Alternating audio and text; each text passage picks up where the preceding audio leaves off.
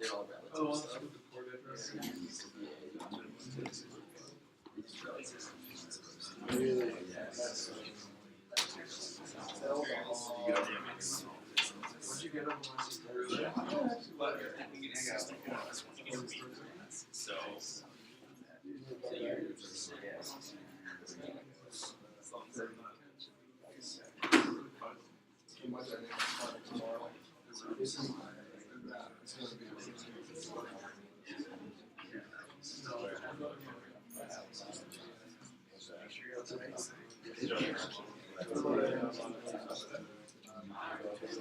So you have statics. You're like, okay, there's a beam and there's a cable. Oh, you don't have to use a cable to be what this beam. The beam was this much. This set of data. And this was like, there's a bullet started with a piece of wood. Backward. Okay, let's get started. I think actually most of this review session is just going to be me talking. Last year I ran it with like some breaks of doing some exercises and people didn't really like it, so I'm just going to tell you a bunch of stuff. This is going to be pretty not active, so I hope that's good for you. But I am going to write it all down. I'm just going to be like a normal lecture, but I basically went through and summarized challenging concepts. They're things that I noticed like repeatedly made as mistakes that I want to go through. And then I'm going to go over vectorization next. And then I've basically summarized all the algorithms that you've written into like 4. And so I'm going to go through and just categorize them all into 4 so that hopefully you can kind of conceptualize it in a simple way. Couple things. 1, Lincoln and Jacob are here. They're in the back. So if at any point you would like to go and ask them about something specific, a practice test, a lab, a pre-lab, feel free to just go on back there and you can chat with them about any like specific question you have. Can everyone hear me okay? Because you're all in the front. I don't need the mic. I think it's dead anyway because someone didn't plug it in. Oh, it isn't. Yeah, in a second. Not now. Oh, I didn't know that was there. Okay. Not right now. But yeah, I'll call you up maybe, or you can keep them. Okay, so first of all, I just want to say that I went through all of these. I am never going to do this again because all it did is cause me a lot of anxiety, and I liked my life before I knew all of this. But a little bit of panic was expressed. A couple things that people expressed stress about. One is some people said that they were most nervous about writing code without a computer. And let me just tell you that that is a blessing because you don't know how wrong it is what you're writing. And so you don't get as stressed about it. When you're writing code in the labs and the quizzes, you're running them constantly and they're not working and you're not making progress because you're like, oh, this doesn't work, this doesn't work. With the exam, you're able to just put your thoughts down. And it's really graded holistically. And syntax is important, but it's not the most important. You know, you need proper syntax in order to get 100%. But if you forget a dot or you forget something like that, it's not going to be a huge penalty. It might not even be any penalty, depending on how good of whatever else you write. So don't be stressed about that. It's really nice. There was a surprising amount of people stressed about writing loops on the exam. There will be loops on the exam. I don't have anything to comfort you in that. Like just a ton of loops, that's pretty much all we do. So that was scary. Okay, but a huge, huge thing was people are really nervous about linear algebra. But you'll notice that topic went differently. I gave you a lot of the code. Even before I let you give it a try, I gave you a lot of help before I even let you have a try at it, So keep that in mind. I'm not going to put anything even close to that difficult on the exam. If I didn't even have you do it in the first place, how would I have you do it on the exam? Do you know what I mean? With that being said, you should conceptually understand the algorithms, direct and iterative, so Gauss elimination and Gauss-Seidel. you definitely should understand Gauss-Seidel. Gauss elimination probably won't be on the exam. Okay.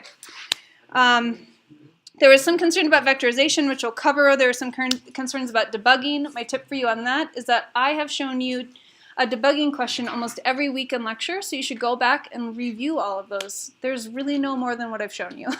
But I've shown you like every typical bug somewhere in lecture. So those are on the topic summaries posted on D2L. Another really big one was just grades, and so there was a big concern about the high percentage of grade that the exam was. This is very typical. At every university I've been at, that was the requirement, that it had to be at least a third of your grade, the final exam. So that's what my standard is. Some of your physics and math classes don't do it that way, but most engineering classes do have a 30% final. So sorry, I know that's stressful, but that is very typical. And then what you want on the exam is plotting, simple loops, easy questions. Most of the questions were like, what is your name? What's your favorite animal?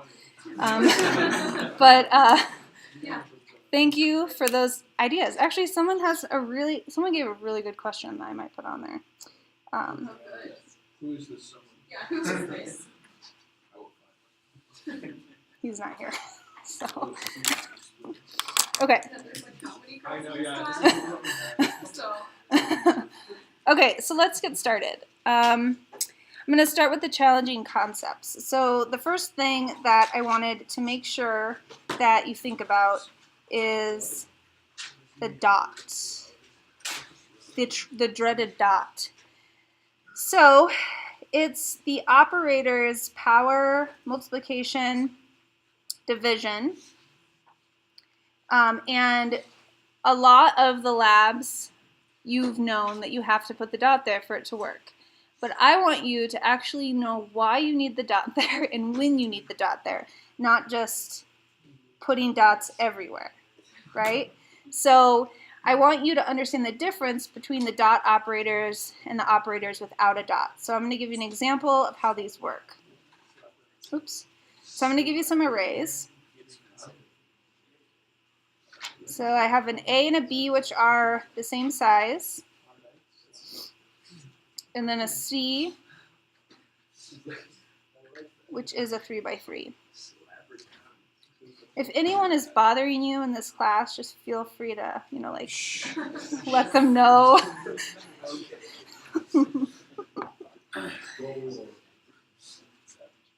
Okay, so these are just some that I'm going to refer to. Okay, so anytime you have scalar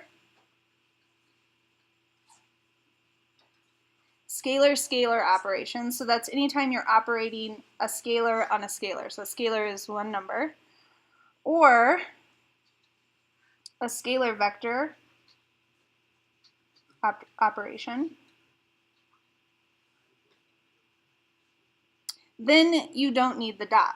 So for example, if you do 2 times d, that's a scalar, you don't need a dot there. Or if you do a variable d, which is a scalar, multiplied by an array a, which is a vector, you don't need the dot. And if you put the dot there, it would do the same thing.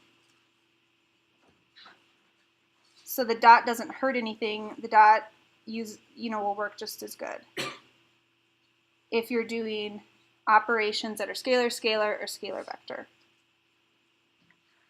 So the trick is, with the dots, is when you're doing vector operations. And so I'm saying this in general, so whether it's multiplication, division, or powers, which is the only ones that we used. So in this case, A times B is not the same as A dot B. So which one would not work? The left one doesn't work. So it would be a dimension mismatch, and it would cause an error in the code. And this one is allowed. So it's not allowed, and it's also not something. It doesn't have, like, I don't even know what that would be. But this is allowed, and this does element by element multiplication. And this is the majority of what we've done in this class. However, some of you are writing your codes using vector notations, and you're making use of this vector multiplication in order to simplify lines of code. Question? Is there ever an instance where using a dot would be different ways than not using a dot? Yeah. Why is it here it doesn't work? So like if I did A multiplied by B transpose,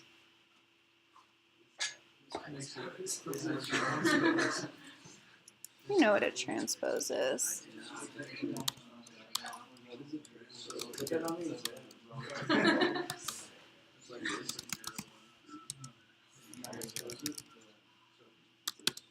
Okay, so A and B.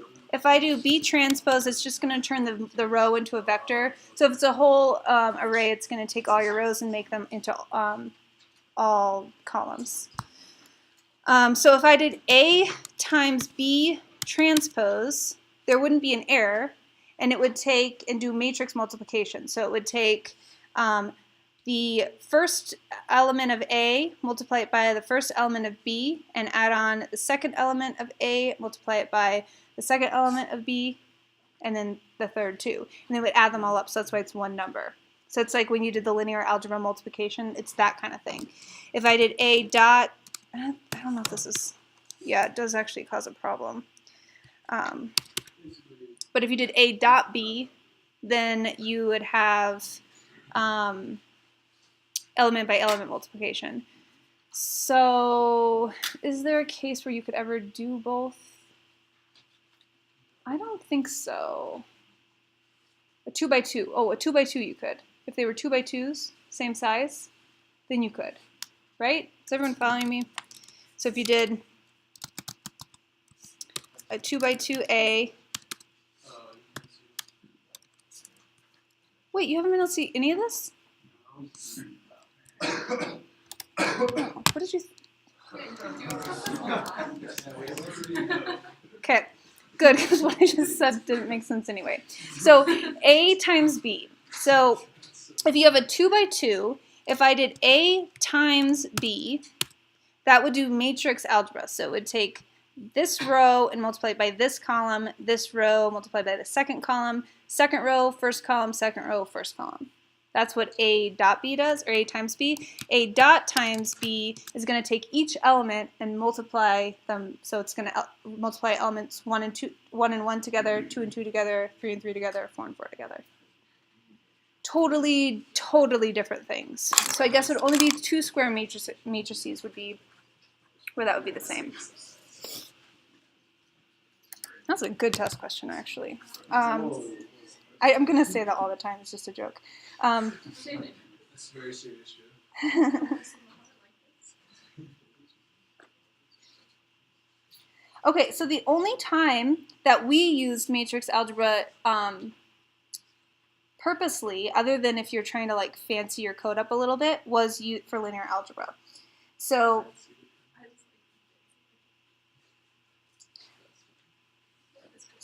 the only time we used it is to set up our sets of equations into matrices. So if I took 3 by 3, the C vector that I defined above, and I multiplied it by a column vector, I'm going to write this out one time at least so you have this, because I've said this several times, but hopefully this kind of makes a little bit more sense. So you're going to take this row, multiply it by this column. So what that looks like is you take 1 times 1 plus 2 times 3 plus 3 times 5. And that's all in the first element. Then you're going to take this row times this column. It's going to be 4 times 1 plus 5 times 3 plus 6 times 5. And then the last one is 7 times 1 plus 8 times 3 plus 9 times 5. So when you do all that algebra, it comes out to 22, 49, and 96. So this was the only use we had for not using a dot operator, with the exception if we were doing scalar multiplication, division, or powers. So make sure you have that sort of sorted out, what that is for. And not just, oh, it needs a dot, because guessing is never going to help you. Especially in debugging questions, I find that that's what a lot of people guess as the debugging error is, oh, it needs a dot, just because that's always something that you try on the computer. But you can't just guess. You have to actually understand what that is. Okay. Next thing I wanted to talk about is arrays with strings. I think this was actually on the midterm. But I saw a lot of people say that they don't understand the disp command, but they understand fprintf. But if you don't understand the disp command, then you actually don't understand how to customize any plotting either, because the disp syntax is also how you put variables into titles, x labels, legends, it's all the same. So, for example, I think that most of you know how to do a simple disp command where you're just displaying a single string. And title, I'm just going to use title as my example, but this goes with legends, x labels, anything. So inputting one string into the function that uses string inputs like this is pretty straightforward. But what we did a lot is look at how we could add in variables. So let's say that I had a variable m, and it was defined as a string. And I wanted to combine a variable that I already have defined with some other string into the display command. So there's a couple things you have to do. So you're going to call the disp function, and anytime you want to put more than one string into it, you're going to have to make an array. So you'll have to use square brackets. If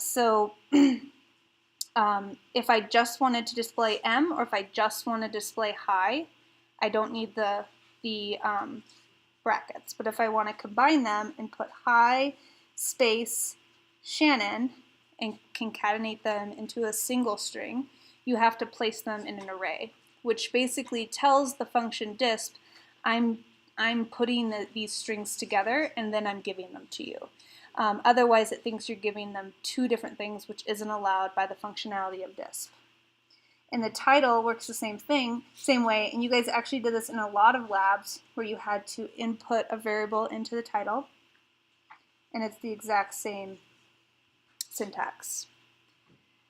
What about like a numeric variable? That's the last thing. That's 3. So now, the last trick is, what if you want to put in a variable that's not already a string? So the same thing, you're going to call the disp function.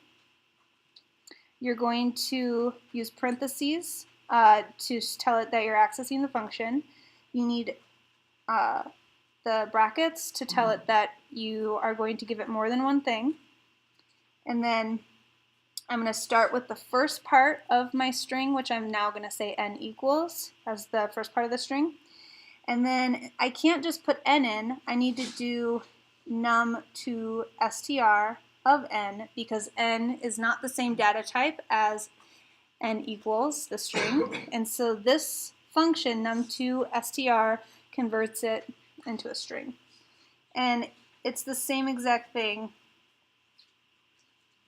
for title. X label, Y label. If you wanted that value at like the end of the sentence, how would you put that?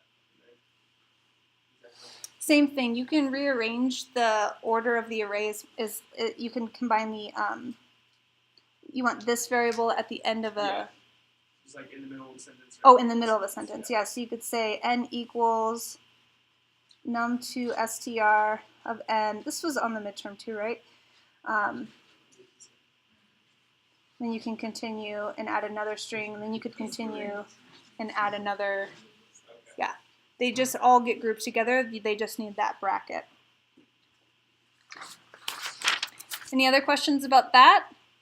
So that takes a knowledge of functions, arrays, and data types, but we did it on the first topic. So it's always something that takes a couple connections to get to, because we learned how to use it before we actually understood those things as well as you do now.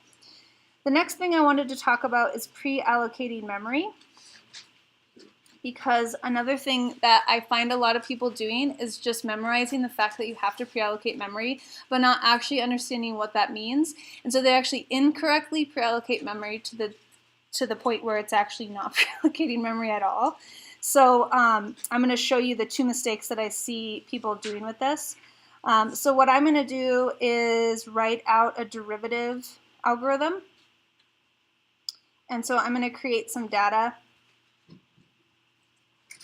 f and x, that I'm going to write the derivative function for.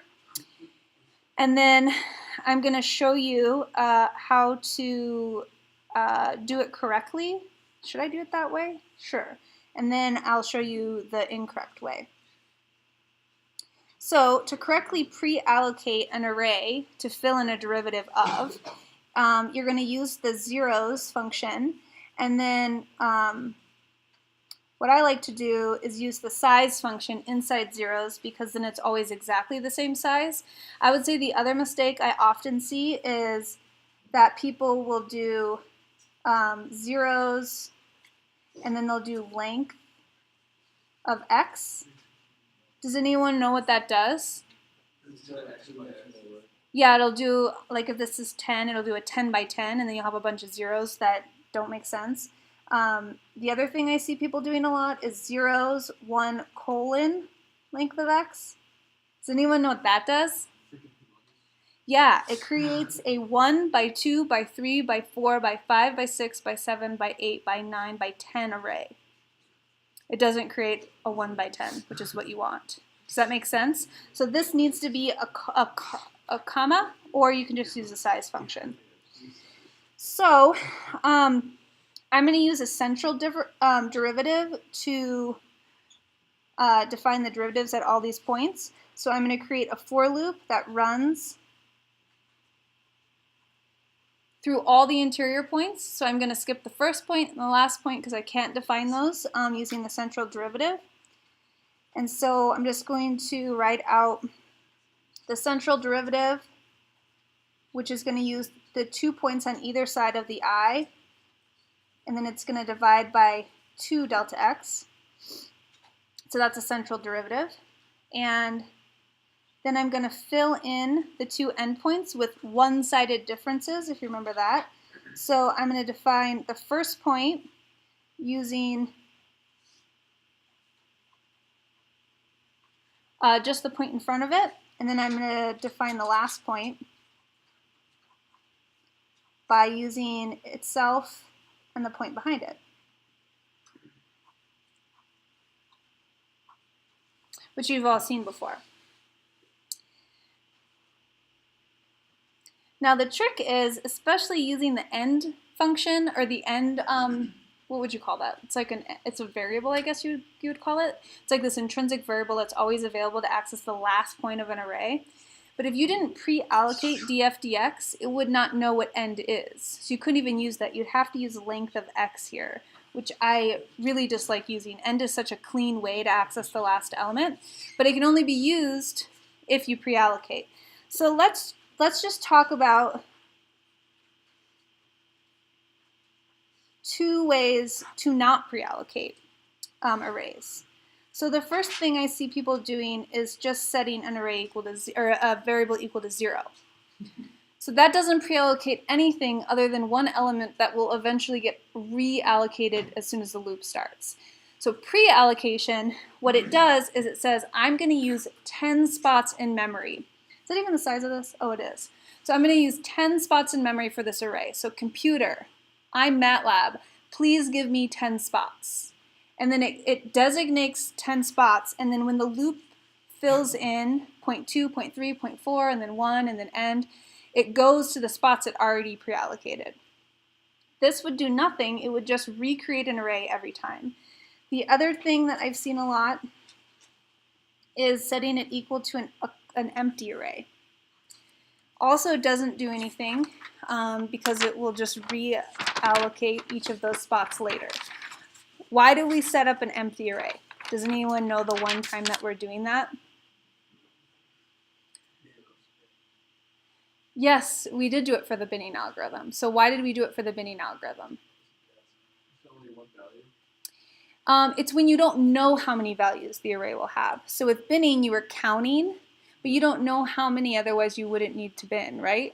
So you create an empty array and then you add on to itself. And you only do that in situations when you don't know how many there are going to be, which would not be the case for a derivative, or actually a lot of cases when you actually need to pre-allocate memory. But if you ever do that, if you create an empty array, MATLAB will always throw an error saying, or throw a warning saying this is growing, this is not good. But it allows you to do it. It's just not good programming practice. Okay, so let's talk a little bit about vectorizing code. There is a section in the book on this. This is actually probably last year's version of the book, so I won't write down that page, but there is a whole section if you look up vectorizing in the textbook. I'm just going to give you a bunch of examples of how you can vectorize, and I'm going to just show you it a couple different ways, just so you can see some different notation. So I'm going to first show it with a definition, and I think this is the one that most people are pretty comfortable with. So I'm going to show you a different way to do it, because I saw particularly on the last lab that some of you tried to write it this way for the very last question of the lab where you're just plugging in all those different W's.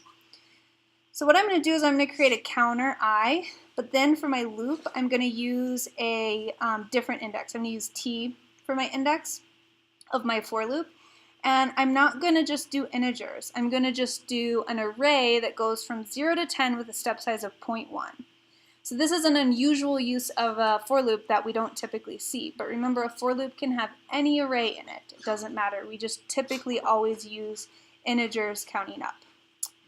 So let's just say that I wanted to define an array y that I'm going to use the counter I, which I'll advance inside the loop, and I'm just going to define the value at each I index as the sign of t. So you could also create a loop that started out with t equaling this, and then run the loop from I equals 1 to length of t, and that's how we typically do it. So I can write it. Do you want me to just write it that way too, so you can see the two variations? So you can also do t equals 0 with a step size of 0.1, ends at 10. This is proper syntax. You don't, if you're using the colons, you don't need the brackets, just so you know. And then I'm going to use I as my loop index, and I'm going to run from 1 to length of t. And then when I run my loop, I need to plug in t of I into the sign.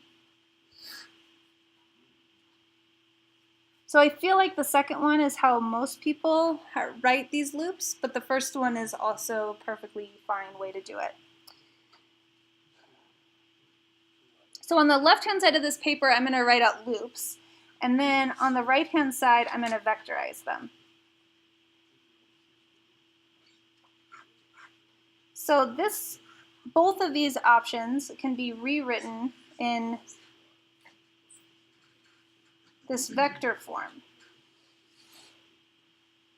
So we're going to start with this easier one so that you can see how much simpler it is, how much more condensed it is to write it in a vector. Oh, sure. So that's my first example, is just a definition. The second one I want to do is a sum. I really like this one. So this is the formula I'm going to write out in two ways. I'm going to do x of I squared plus 5, but I'm only going to sum every fifth element. So this is the equation. I'm just writing it in math form.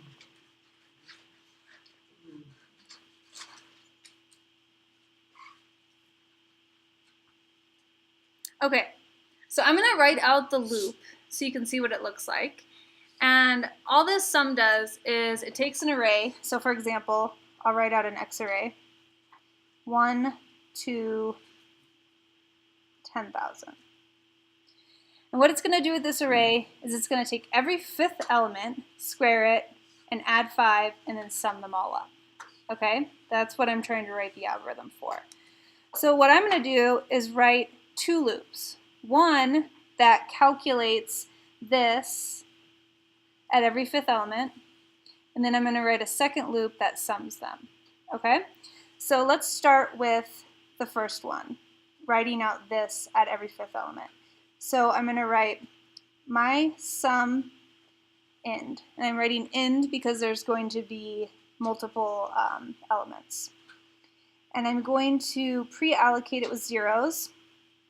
And I'm just going to write out exactly what I know that it's going to run from in my pre-allocation. Okay, then I'm going to go through and I'm going to loop through and do this calculation at every fifth element. So you can do this a couple ways. You can step I through with integers and adjust to be every fifth, or you can just set your loop up to run for every fifth integer. So that's what I'm going to do. So then I need to adjust my sum end so that it's an integer value. So I'm just going to divide it by 5. So the first one's going to be I equals 5, so it's going to be the first element. The next one's going to be 10, so it's going to be the second element. You could just, initialize it all as zeros and sum it. That would also work. Either way is fine. And then I'm just going to write out the formula. So that should give me an array that has all of those sums. Now I'm just going to write the sum function. And you definitely need to know how to write a sum algorithm, for sure. So a sum algorithm initializes some variable as 0, and then you set up a loop that just loops through and adds each element onto itself. It's always pretty much the same algorithm. So in this case, we're going to be summing my sum end. So however many elements are in my sum end are going to get sequentially added onto my sum. And then I'm just going to take my sum, add it onto itself, and then access each element of my sum end, add that on.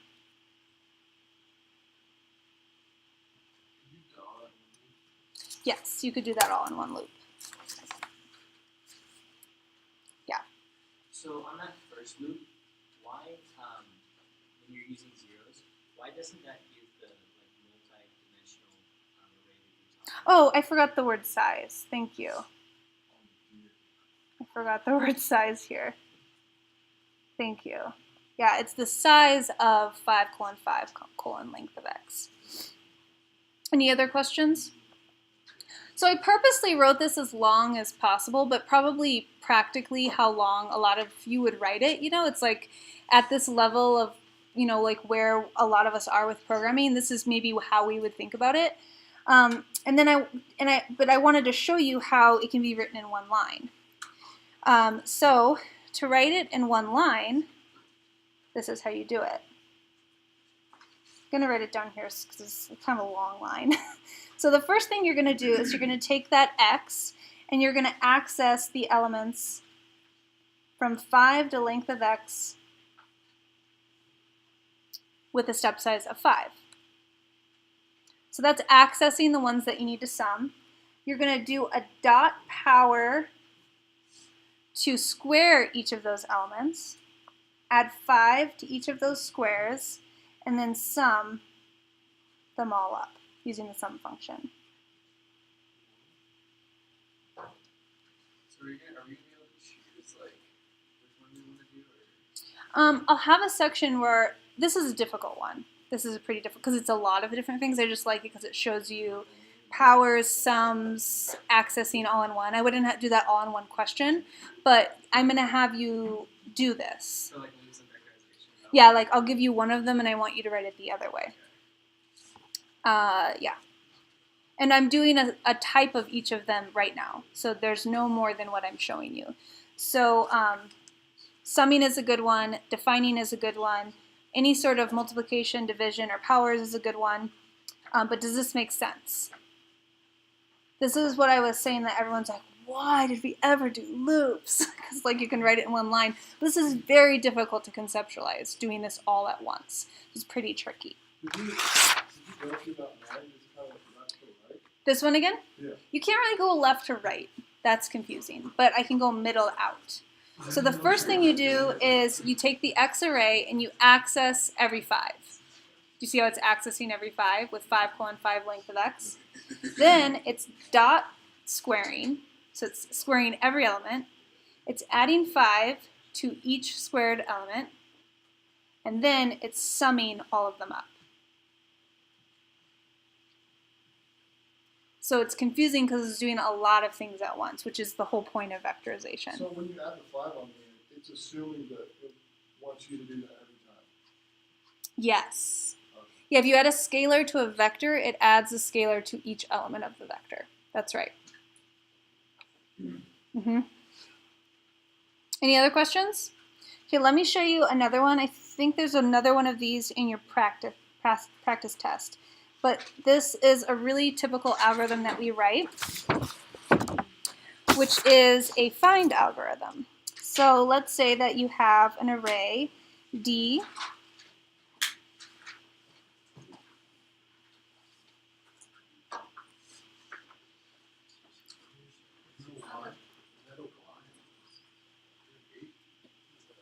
This one? It's a number. Just mixing it up a little bit.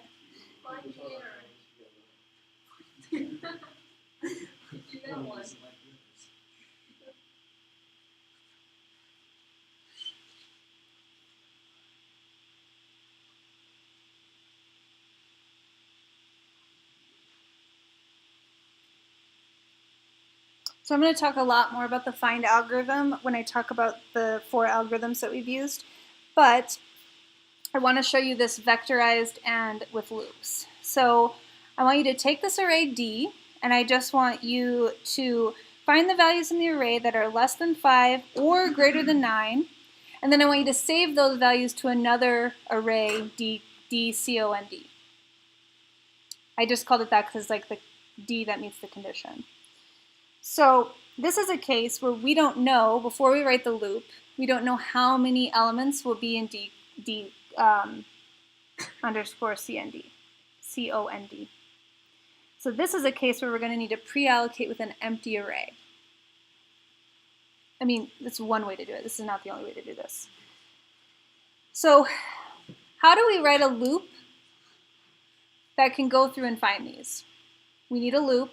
Which one? For or while? A for loop, and then what do we need inside it? We just need an if statement. So we're going to go for I equals 1 to length of D, so we can check each element. Inside there, we're going to put an if statement that has the condition that we're looking for.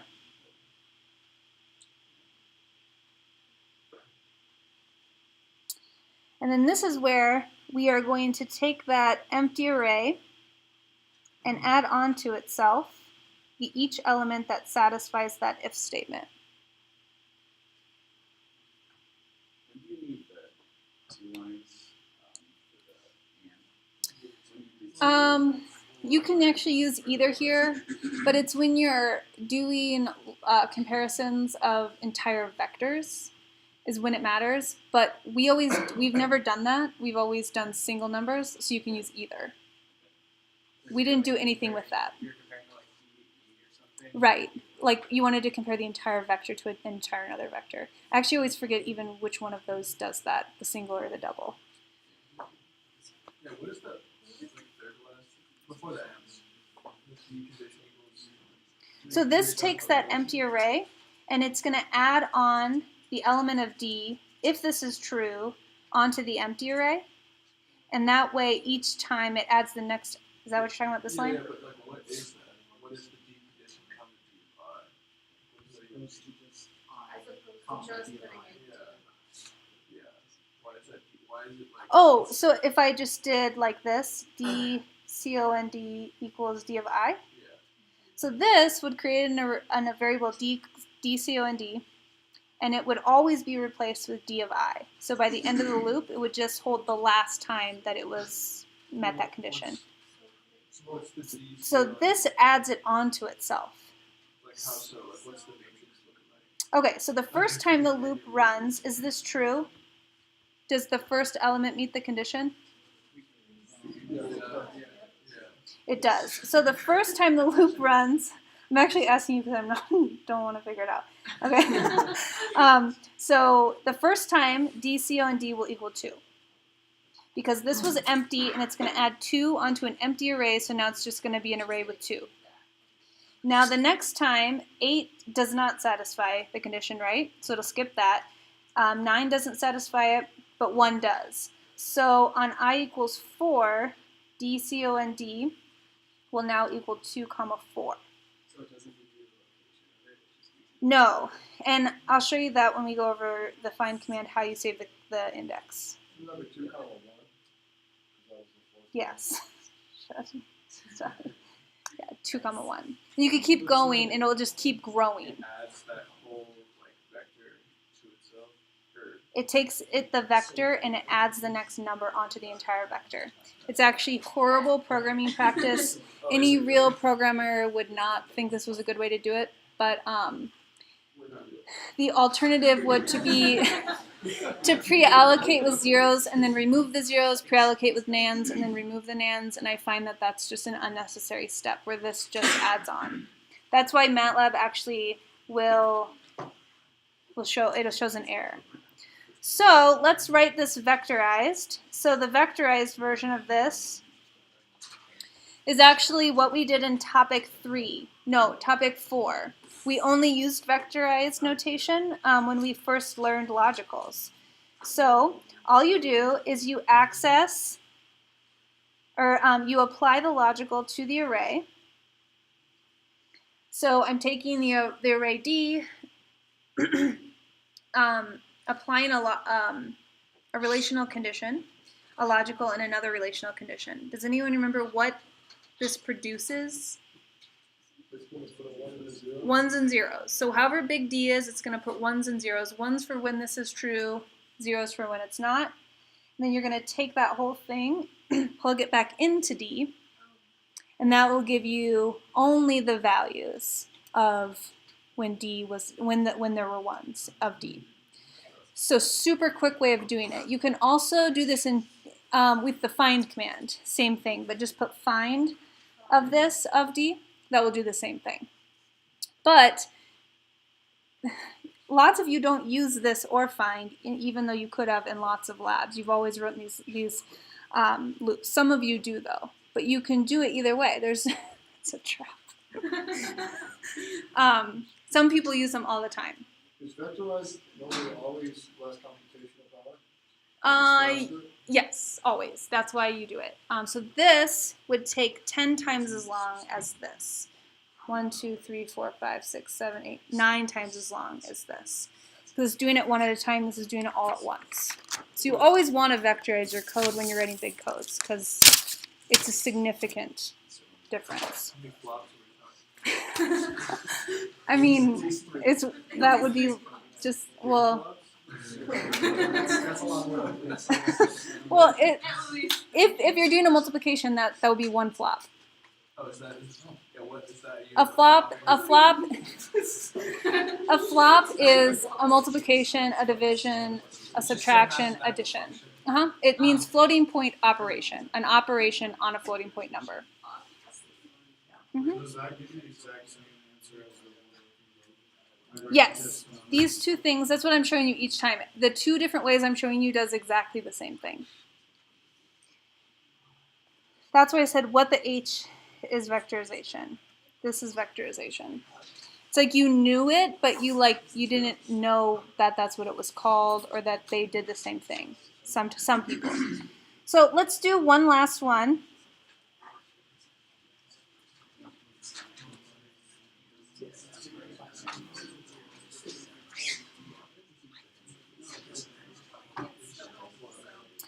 Okay, so the next array I'm going to show you here is an array X filled with some numbers. And I want you to write an algorithm that counts how many 7s are in the array. So we did a lot of counting algorithms in general. So to write a counting algorithm, it's very similar kind of thought process as the last one. That's because most of our algorithms are actually this same process. But a counting algorithm, instead of adding on to an array, it just counts. So it creates a variable and then adds 1 onto that variable. So we're going to loop through all the elements of X. And then if we only want the 7s, then we need to add an if statement in there that that the count will only execute if that number is a 7. And then we do this other thing that we've done tons of times, like with the binning algorithm, which is take count and add 1 onto itself. So these few lines of code is a counting algorithm. And there are about 1 billion ways you can vectorize this using all of the nice intrinsic functions. Can we start this one? Yeah, that's a good idea. Why don't you guys try to vectorize this one? Because there's actually a lot of good ideas with this one usually.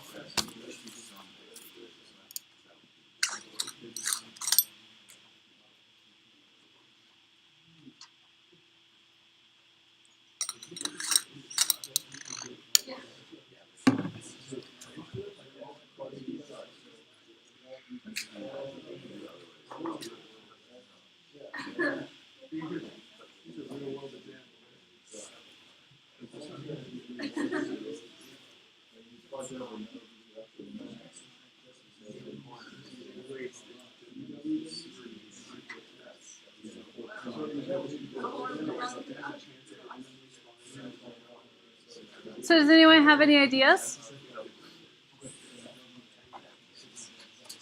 Who has one? Yeah. The sum of x of x equals 7. Say it again, the sum of... Sum of x, I had x of x equals 7, but I think it's just x equals 7. Yeah, just the sum of x equals 7. So x equals 7 will give you 0s and 1s, and if you sum them, it would just sum all the 1s. And even though those 1s are logical, this does work. You used to have to convert the logical into numbers and then sum, so do like sum logical of x equals 7, but you don't actually anymore. Yeah, so that's the other one. So if you do find x equals 7, remember that's going to output the indices, so you would actually want to do the length of find, not the sum. That would tell you how many indices came out. Yeah. You can also just set the find equals, or find of x equals 7 to a variable and sum that variable, right? That's just Yes. Wait, no. Summing won't work, because summing... Because wouldn't that just give you a binary array with 1s and 0s, and No, that's what x equals 7 gives you the ones and zeros. But find x equals 7 gives you the indices where that's true. So if you summed them, it would give you the sum of the indices, which is not the same as the number of indices. Yeah, so you could do like this a lot of different ways. Can you sum like every value in the within a vector? And you'll add them all up, so it works with that? Yeah. So if you just did sum of x, it would add up all the arrays, all the elements of x. That's the vectorized version of a sum.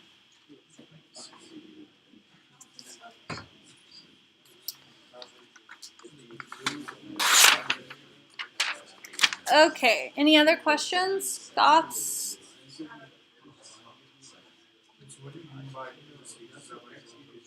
Locations, right. So on this one, it would be 4, 5, and 7 would come out of the find command. So you wouldn't want to add those up, but you would want to know how many of them there were. So you do link. Yeah. So would it be 5 or would it be like 1 Aren't there only 3 of them? There's only 3. No, I'm saying like row 1, column, like the indices, like you find is just give you. If it's a 1D array, it would give you 4, 5, Oh, 'cause it's a and 7. Yeah. Yep. I think there's an optional output to the find command that will give you 2 indices if it's a 2D array, but it defaults to 1.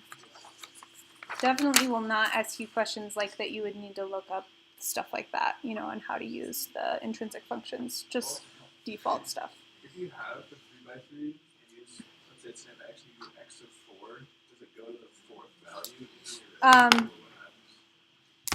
Yeah.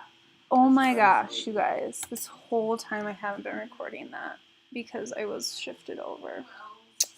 Shoot. I mean, it was recording my voice, but I didn't have the picture to the right thing. Everyone at home, this is what you missed.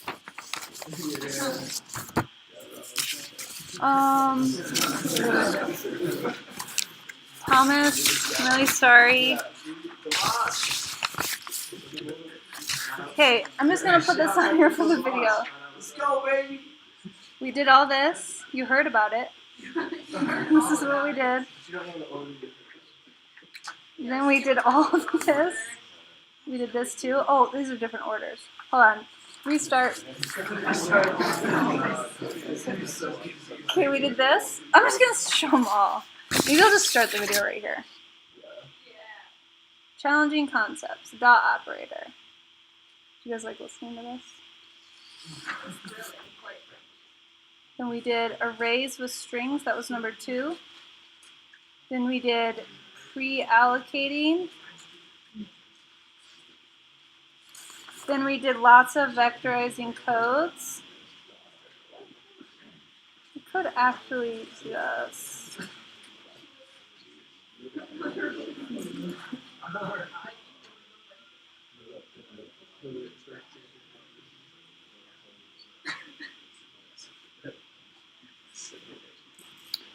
Okay, to answer your question, if you have A, they're numbered like this.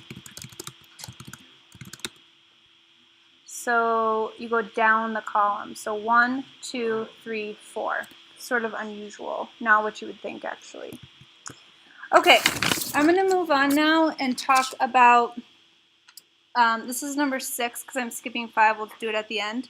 I want to talk about the 4 main algorithms.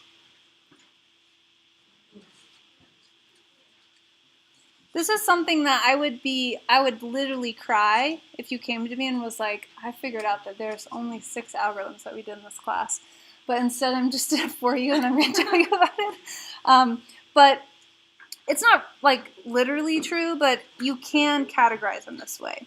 So most of the algorithms that we did are versions of a find search algorithm. So things like counting, binning, finding, etc.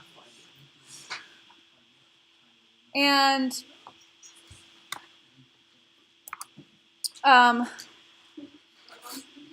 for what this is I'm going to match it up with your labs.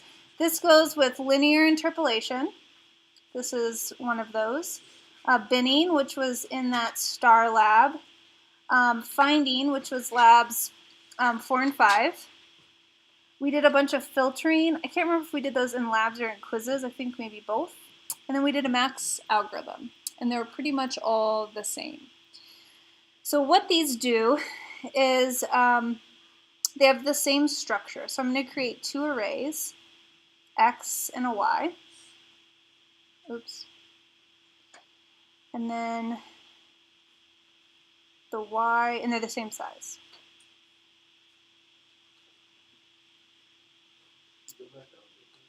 Oh yeah, sorry, I don't need to even scoot it up. So they're all basically find when, count when, bin when something is true. They're all kind of the same. So I'm just going to make up a condition that x is negative and y is 1. So the main structure of these types of algorithms, and we just wrote like a bunch of them just now, is that they loop through an entire length of an array. And I think people are not doing this anymore, but another common mistake I've seen is forgetting the 1 colon and just putting I equals length of x in a for loop, so don't do that either. And then inside the for loop, we have a nested if statement. And again, nested just means that it's inside the for loop.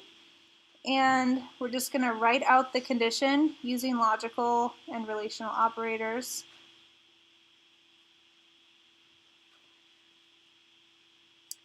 Okay, so let's just talk about all the different things we do with this. The first thing we've done is counters. So counters, you just initialize a variable to 0, and then inside the loop, you count.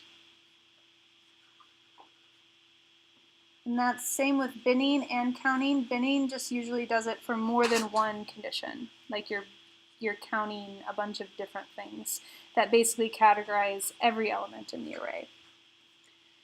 The next thing that we've done in these sorts of situations is saving the location of where this is true so that we can later use that location for something. So that would be to initialize a variable like end to an empty array, and then add on to that empty array just the location, so just I. We did that in a lot of different algorithms. So this saves the location of when that condition is true. Another thing that some people did is that they didn't want to save the location, they wanted to save the value. So that's what we did just last time. So I can create another array, set it to an empty array, and that's going to save a value when that condition is true. And then the only other thing that we did for some of these algorithms, like for example interpolation, was do something if it's true, like do some sort of arithmetic. So another thing that we would do is create or do a calculation. So let's just say I wanted to multiply x and y together.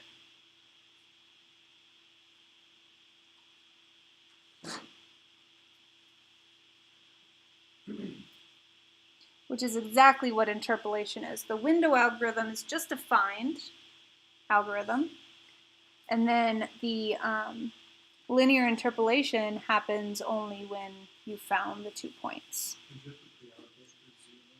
Yes, pre-allocate for z. So we'll make z.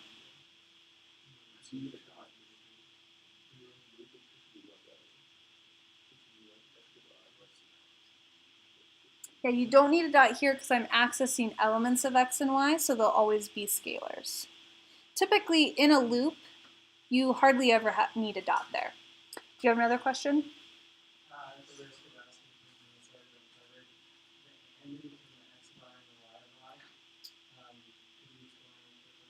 The double or the single?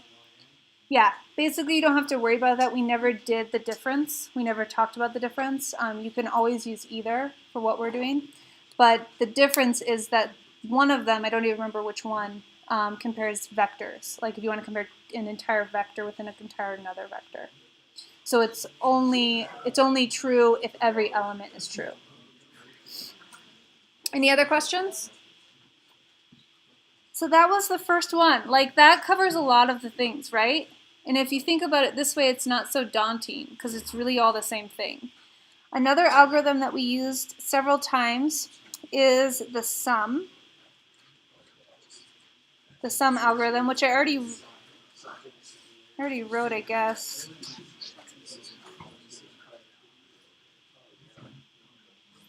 So the sum algorithm was used in two topics, in the integral topic and in the correlation coefficient, which was just like just a ton of sums. Like that's all that was. And so I already wrote this for you, but you just initialize a variable to 0. You loop through all the elements, and I'm just referring to that same x, and then you add on to that variable my sum. You add on to itself. This is a very similar concept to the adding on an element to the array.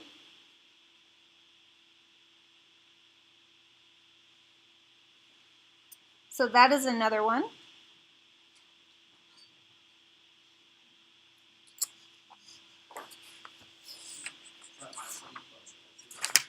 Yeah, got really messy. Figured since I already wrote it once, it wasn't as bad, but it's pretty bad.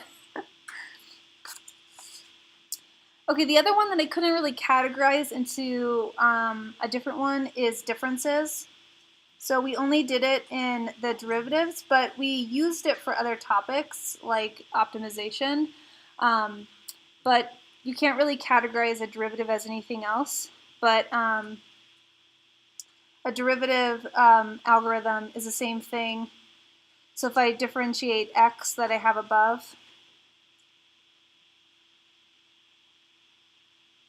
it's the same thing where you're just going to have a for loop looping through all the elements. But depending on what type of derivative, you will need to shift the loop so that it doesn't hit endpoints. So if we do like a central derivative, you have to skip the first and the last, and if we do a forward derivative, you have to skip the last, etc. So let's just do a forward derivative. So we'll skip the last one. And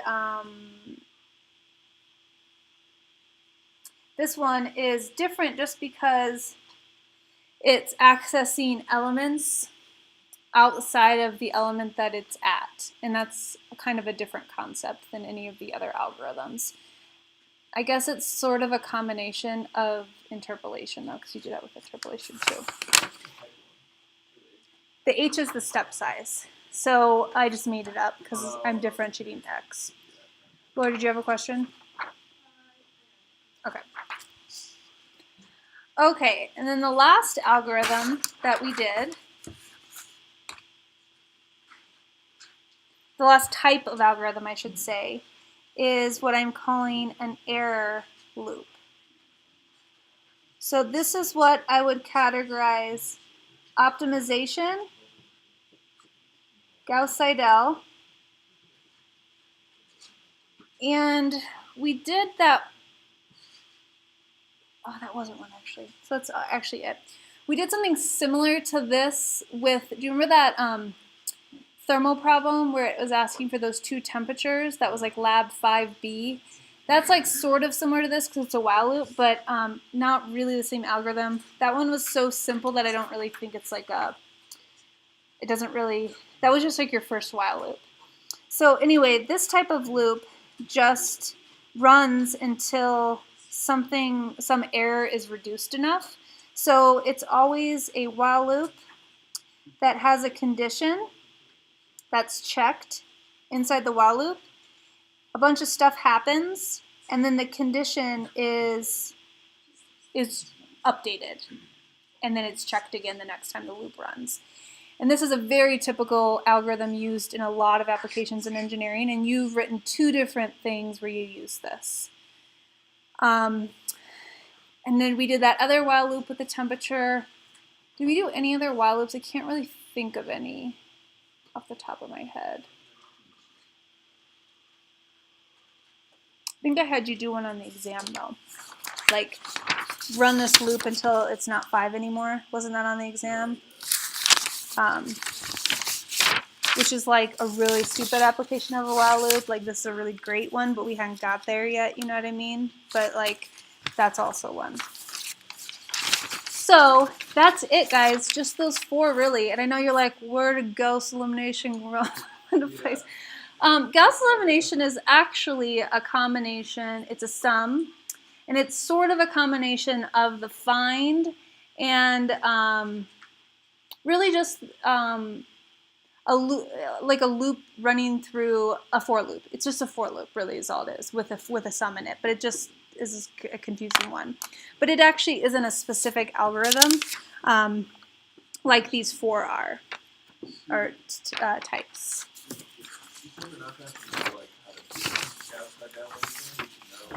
I said Gauss-Seidel, you should be pretty comfortable with Gauss-Seidel because that's all it is this, with a different calculation. You mean the general form of Gauss-Seidel? I can tell you, we can talk about that. Yeah, we can talk about that. I just lost my notes here. Yeah, and after this, I just have one other thing that I wanted to do. There will also be some sort of condensed code question if there's one on the pre-test, and I have another one for you that we're going to do today. It's where I write out a code that's really long and repetitive, and I want you to rewrite it in less lines. You did it in your pre-lab on the loops lab. You did one like that, and then you did one on the practice test. And I just hope while you write your code, you generally do that. You try to not copy and paste code. That's the idea of it. Okay, so Gauss-Seidel, if you just want me to talk about that for a second, is Gauss-Seidel is a method. It's a guess and check method. So let's say that we had a couple of equations.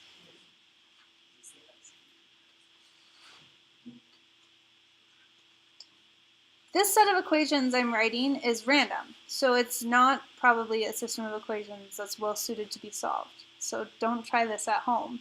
But I'm just writing out some random numbers, okay? If this works, that would be sort of like a miracle, because I'm just picking random numbers.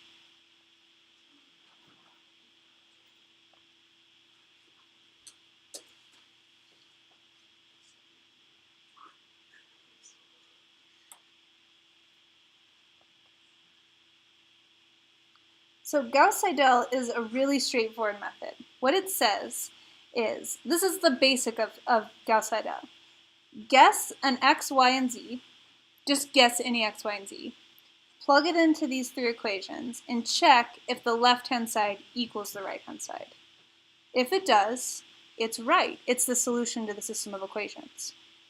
But it would take a long time to randomly guess x, y, and z values and get them right. You could do it. That's actually what I had last year's group do, is randomly guess numbers until they got a solution. Well, the computer does it, so you just use the rand function in MATLAB, and it just randomly guesses it, and if you iterate 1,000,000 times, it'll probably get it at some point. You know what I mean? But this is an improvement in that it's making an educated guess after the initial guess. So the educated guess is determined by solving the first equation for the first unknown, the second equation for the second unknown, and the last equation for the last unknown. And that way you can randomly guess, but then your next guess can be more educated and use the equations to get your next guess. So you solve for x, and this is all you guys did in that lab. I'm using specific numbers. Obviously, you did this generally for like coefficients, general coefficients. but it's the same basic idea. And my algebra, I might make some mistakes here, but this is the basic idea.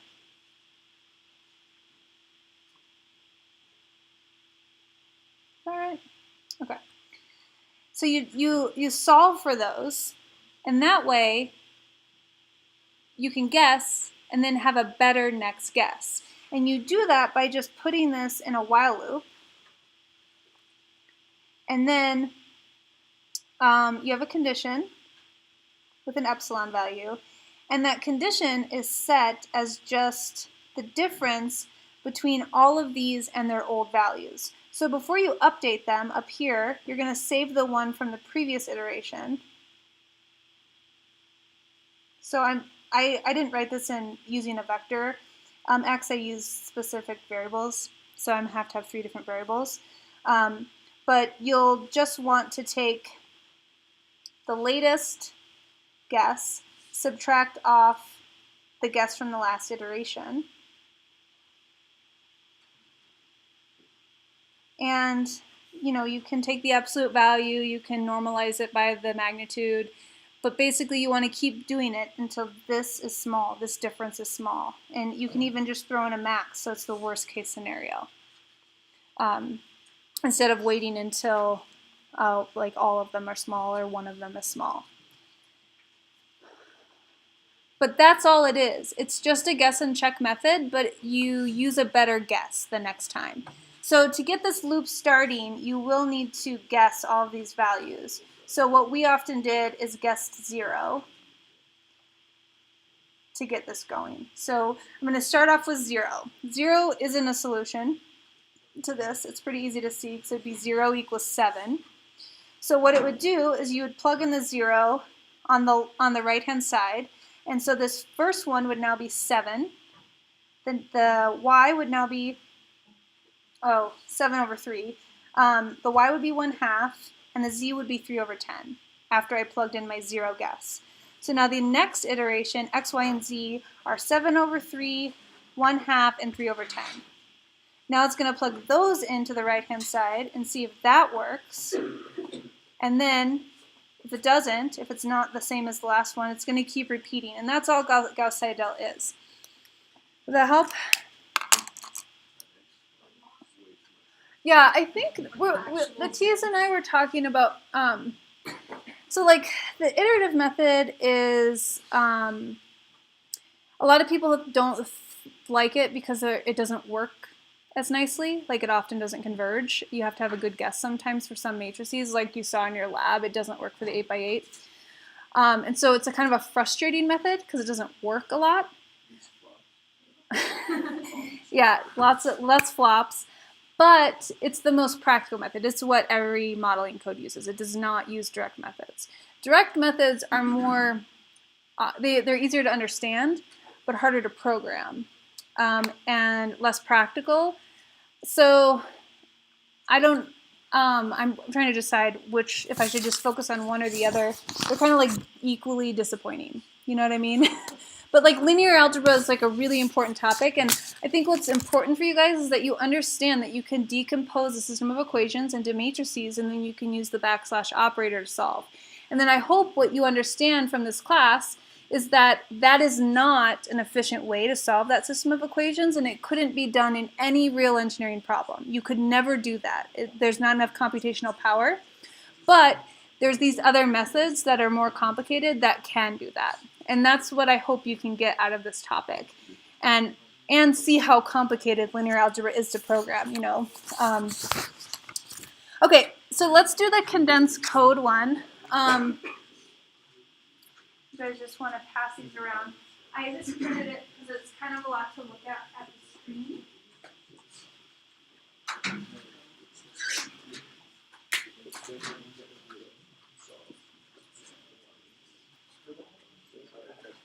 Actually, could I have one of those?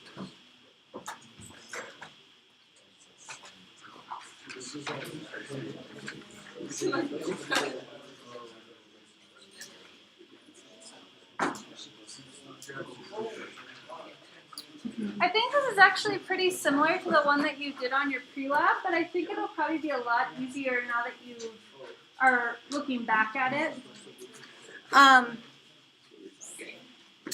But one of the things that I think is really interesting about programming and so important about programming is that it can make your life easier. That might not feel right now, but it can in your future. And so this is an example of writing this code and having to copy and paste and change, and it's very time consuming if you look at this code. But this code can be condensed substantially from what is written right here into a significant less number of lines. So why don't you guys take a crack at this, trying to condense it down to as few lines as possible. The problem on the practice test is the one that was on last year's final exam. That's what I gave last year, which then actually made it so that I had the idea of writing the quiz that you guys took on those choose resorts. So anyway, it's not going to be on the practice test, and people did great on it.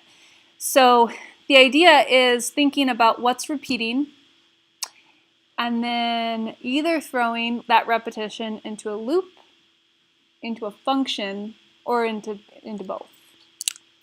So that's what I'd like you to give a try. And then I'll show you what I did.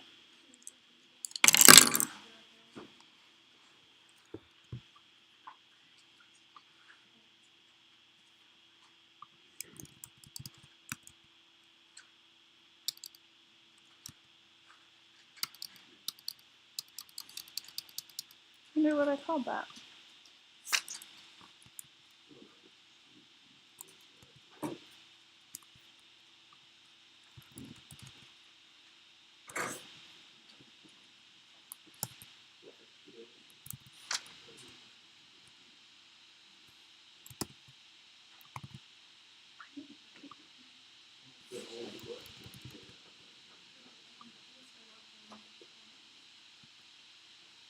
Are you gonna put this up on UL? Yeah, I'll put the code that you have on the paper and the condensed code.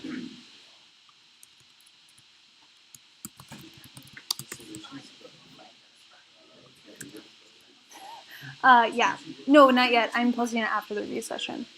Yeah, and whenever we finish, we can hang around for the next half hour if anyone has questions on the practice test.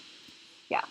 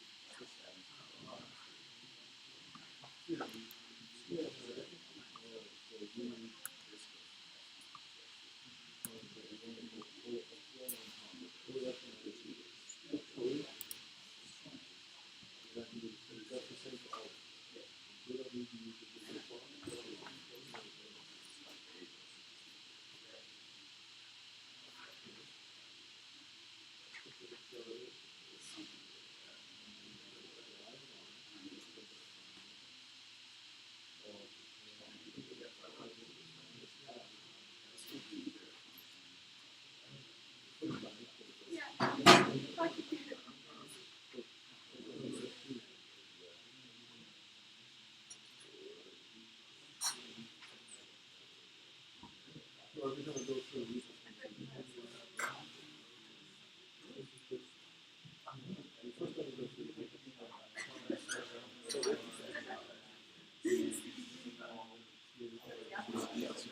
Oh, yeah.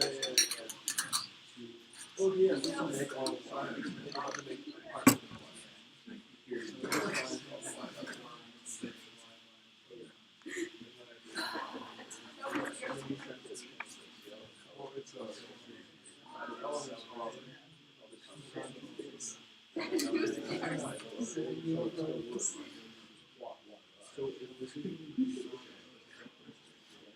Well, I do.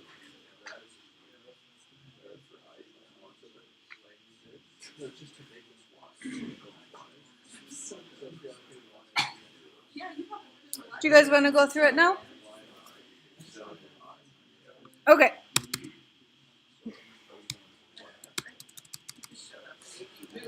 So this is what it looks like. This is what the result looks like. So this is what we're going to try to replicate. So I'll just actually leave this one open. So what I'm going to do is I'm just going to put it all in a loop, and I'm going to try to generalize everything that I can. So you'll see that one thing that repeats is that they're all the sine functions, but the first one is sine of 1x, the second one is sine of 2x, the third one is sine of 3x. So they all use the same x array, which is 0 to 2 pi with a step size of 0.01. And then each one defines f differently. So they're all based off of a different wave number. So I'll just put I directly into the equation. Then they're all placed in a different subplot, and they're in the same order. So the subplot is divided up into 3 columns and 2 rows. 3 rows and 2 columns, which is how you do, which is what 3, 2 does. But then the location is the same as I, 1 through 6. So I'm going to put I into the subplot. Then they're all plotted, x and y, into that subplot. Oh yeah, x, comma, f. Let's see, they all have the same x and y label. So we'll just put that in the loop with no change within the loop. But then they each have a title. So this is like what we did with, that was topic number 2 today. How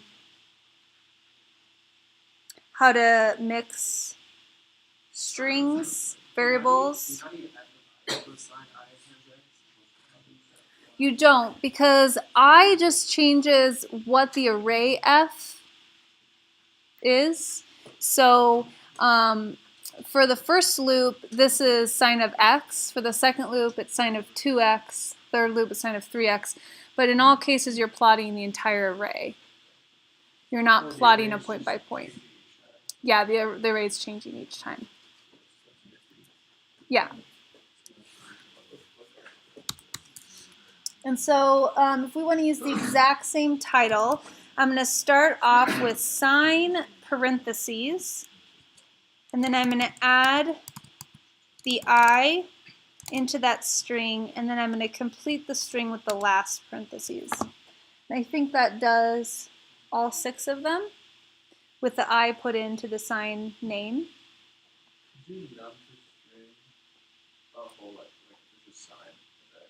No, because it's not a number. So it only converts a number into a string. If you put a letter in there, it would probably convert the letter first to a number, and then it would convert that number into a string, because every letter has a number associated with it.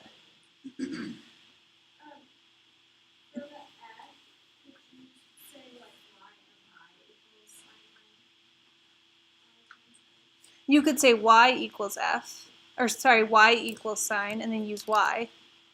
But you don't want to use the I index. The I index in this loop is only used for the numbers 1 through 6 because those are the numbers that are changing that we're trying to reduce the repetition of. So it's a little confusing because you're used to using I as the index, and it's not in this case. So you want to put the I there.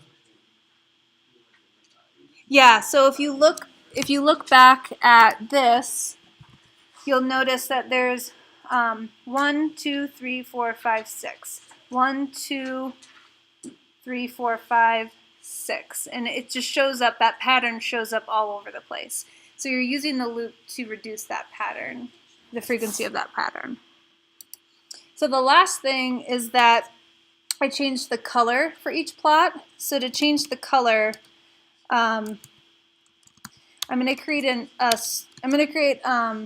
cell array, and I'm going to put in it the order that the colors come in. So it's black, red, blue, green, magenta, cyan. And that way I can just put that here directly into the plot command, so it'll change automatically. And I did also increase the line width, so I'll include that in each line too. So I'll just open up another figure and we'll see if this works. I actually don't know. So I don't know. I couldn't find where I did this. So, oh, I forgot the X. So I forgot the X in the title, so I need an X here. Okay, let's see if that's the same.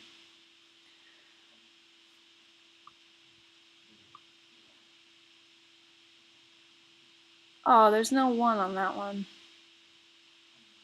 So you need an if statement to not put it on that one, if you want it to look exactly the same. Here you would need an if statement. If I equals 1, then you would need to do a title.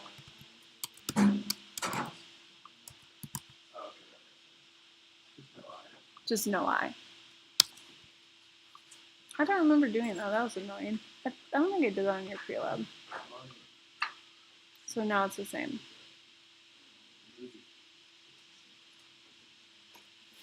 Okay, so I'll stick around for another half hour with the TAs if you guys have any questions about anything. I could also go post this right now if you guys have your computers and you want to look at them and then ask me questions. Do you want to do that, or doesn't matter? Okay, I can do that if you want me to. Yep. I will post this code. I also, the one on the practice test, I wrote it like 5 different ways. I condensed it 5 different ways, so you can look at all of the ways that you can do that practice test one. They're all right. There's no right answer. This is not the only way to do this. I mean, there's wrong answer.